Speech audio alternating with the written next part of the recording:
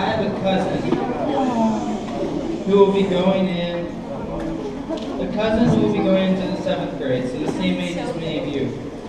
Now, when I was in high school, and just like my first or second year in college too, his name is Ian, and Ian would come over to my house. He'd come over for a few days just for some good cousin bonding. When we would do this, we'd hang out, we'd go fishing, we'd play sports, we'd just do all sorts of stuff. And it was great, it was a ton of fun, except when it came to going to bed and waking up in the morning. Now imagine he's a 3rd or 4th grader, and so the latest he can stay up, the better. Because that's all you ever want when you're young, is to stay up late. And so he would always try to convince me, oh no, but like, SpongeBob isn't over yet, so we need to finish SpongeBob. Or once we do this, then I'll go do this and this, and we would make deals on when to go to bed. And I was fine with that, that's okay, we'll make those deals. But that's because I stay up late. He gets up early, and so we always made a deal that was a non-negotiable deal. So I go, all right, Ian, you will not wake me up before 8 a.m. That's being generous. I'm offering myself to wake up at 8 a.m. And he said, okay. I was like, no, Ian. Repeat after me. I, Ian, will not wake Neal up before 8 a.m. Will not wake up Neal up before 8 a.m. Okay, great. So we're cool. You can do whatever you want before you wake up. You could burn the house down. Just please don't wake me up before 8 a.m. And so we go to bed. I know that's not my alarm, so I know it's not 8 a.m. yet. Yeah, see, Ian. It's, what time is it? It's 6:45, Ian.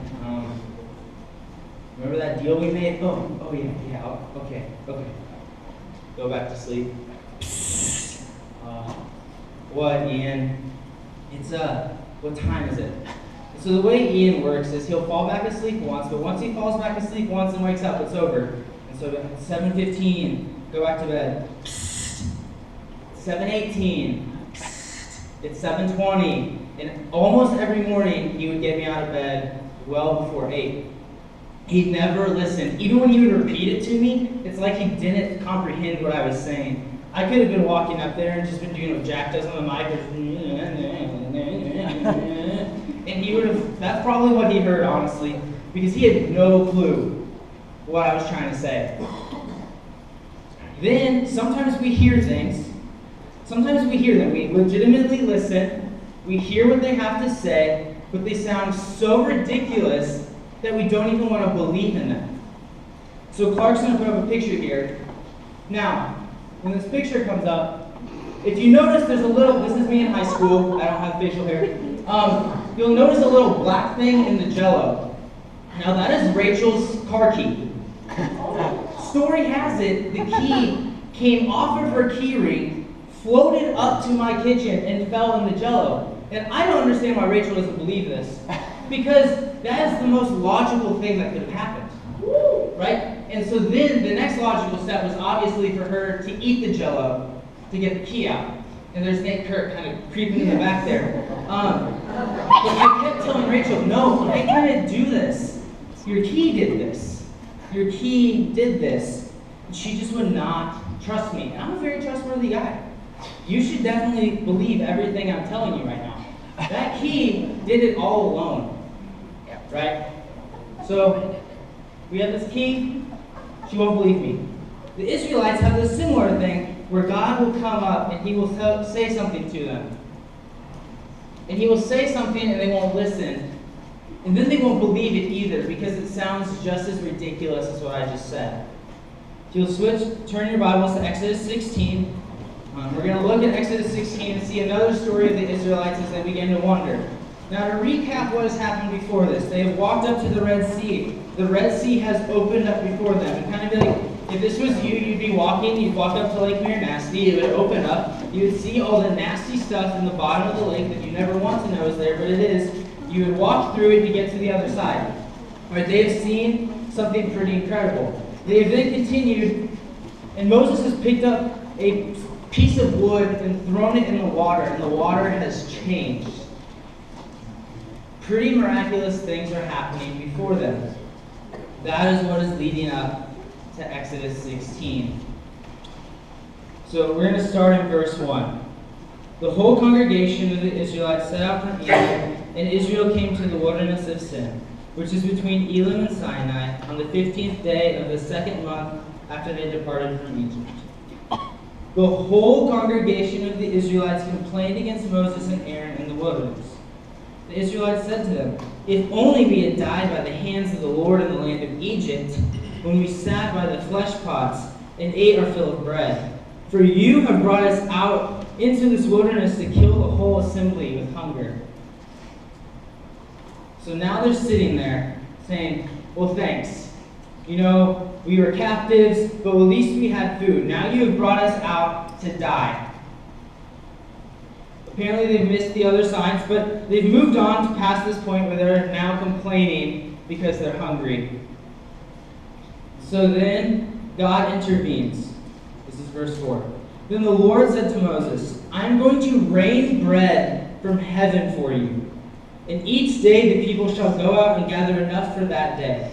In that way I will test them whether or not they may follow my instruction.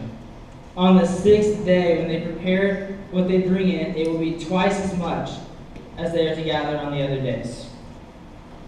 2 rules. You will go out in the morning. You will gather this bread that has rained down from heaven. See, I told you it's just as ridiculous. Rain will rain down from heaven, and you will walk out and you will gather as much as you need. No more, no less, just what you need. You will eat that throughout the day. Then the next day you will do the same. On the 6th day, you will go out and gather twice as much, because there will be no bread on day 7, for it is the Sabbath. So they will rest, and so gather twice as much bread, and it will not be there on Saturday. Gather as much as you need for a day, except on the last day, gather twice as much. 2 rules. Moses then relays to the Israelites, like, okay. So now we're going to go to verse 19. It says, "And Moses said to them, 'Let no one leave any over it until morning.' But they did not listen to Moses. Some left part of it until morning, and it bred worms and became foul. And Moses was very angry with them." They did not listen. They did not trust. Why would you hold food over? You hold food over because it's hard for you to believe that bread will keep raining down from heaven, so you're going to keep some just in case it doesn't show up the next day. They don't actually have trust in God for this. Instead, they're going to start trusting what they already have, these material possessions, and then as they trust those material possessions, they wither away. See, the difference between me and God is I lied. I took Rachel's key and put it in Jell-O. I have some friends who don't trust me as much as I wish they would. They think I try to pull pranks on them. In all honesty, I'm just conveniently in the right location to watch their items, maneuver themselves. They put toilets up on buildings. I don't know who would do that. The toilet probably has the mind of its own. But see, when I do things like that, people don't trust me as much.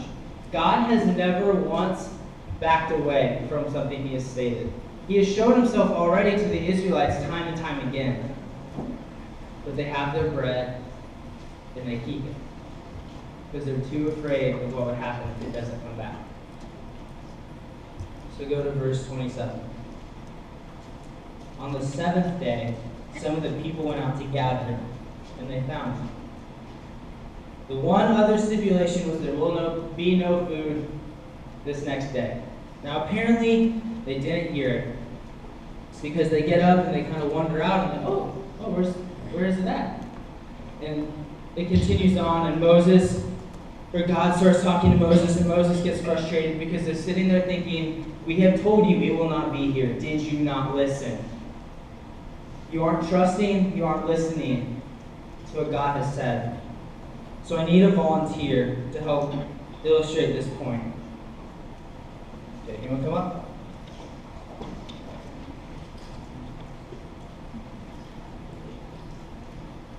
Okay, you have 30 seconds to complete what I'm about to tell you. Are you ready?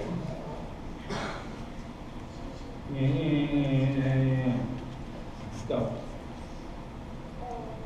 Go. You have 30 seconds. Come on, guys, let's cheer on.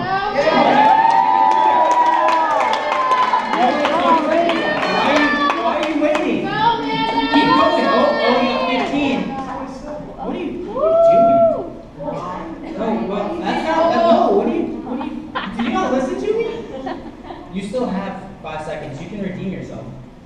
No, you're gonna? Okay. Woo! Alright, so let's applaud her anyway.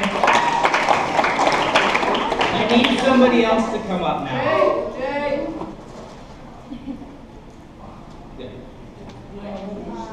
Okay, same goes for you. You have 30 seconds. Okay. Draw a sick man. Sports. Right. Go. Draw a sick man. Sports. Woo! Yeah!